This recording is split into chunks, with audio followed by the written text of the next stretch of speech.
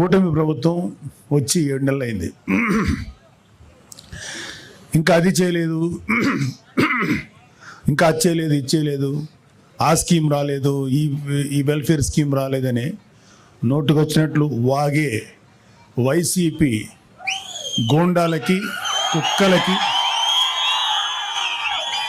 YCP సన్నాసులకి ఒక విషయం చెప్పు.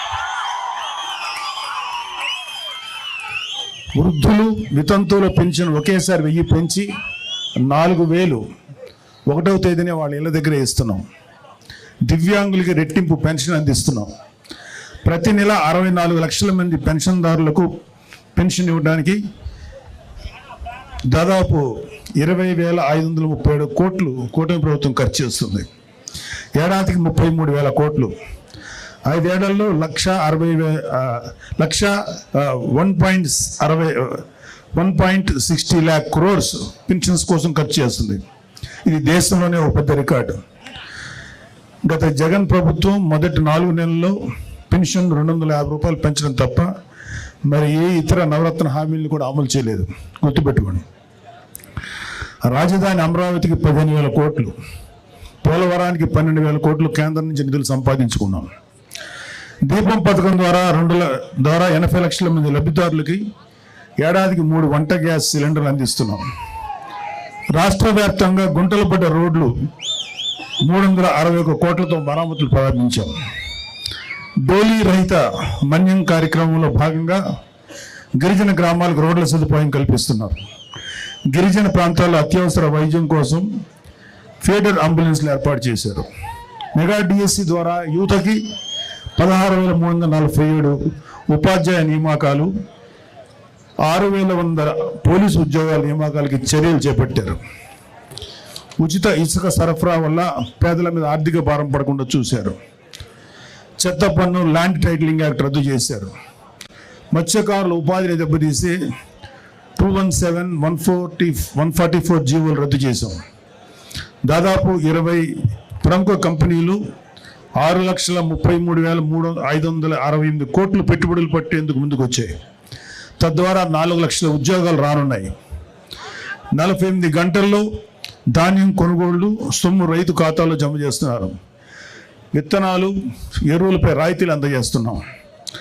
4,500 కోట్లతో 13,000 పంచాయతీల్లో 30,000 పనులకు శ్రీకారం చుట్టారు. ఉపాధి హామీ పథకం ద్వారా 7,315.74 కోట్లు కేంద్రం నుంచి విడుదలయ్యేలా చేశారు. విశాఖ రైల్వే జోన్కు 52 ఎకరాలు పూర్తి హక్కులతో కేటాయించారు. విశాఖ ఉక్కు పరిరక్షణకు చర్యలు తీసుకుంది. ఫ్యాక్టరీ పునరుజ్జీవానికి కేంద్రం నుంచి 11,440 కోట్లు కేటాయింపులు జరిగాయి. విశాఖలో టీసీఎస్ డేటా సెంటర్ ద్వారా 10,000 ఉద్యోగాలు రాబోతున్నాయి. గంజాయి డ్రగ్స్పై ఉక్కుపాదం 5 మంత్రులతో కమిటీ ఏర్పాటు చేశారు. నియంత్రణకి ఈగల్ టీం ఏర్పాటైంది.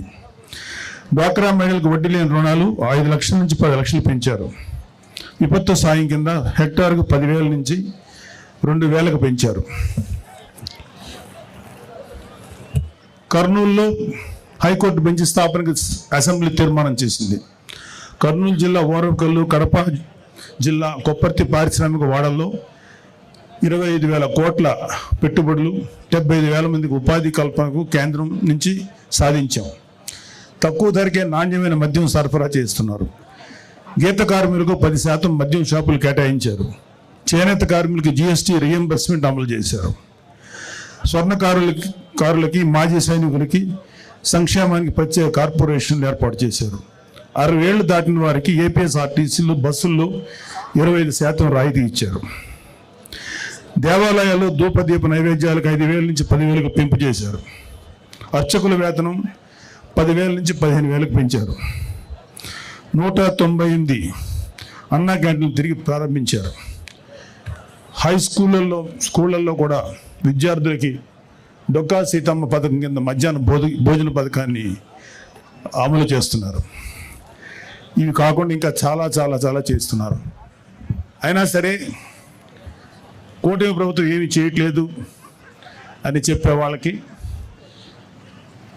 కళ్ళు మూసుకొని బలవంతంగా నిద్ర నటించేవాడిని మనం ఏం చేయలేం. వైసీపీ ప్రభుత్వం అలా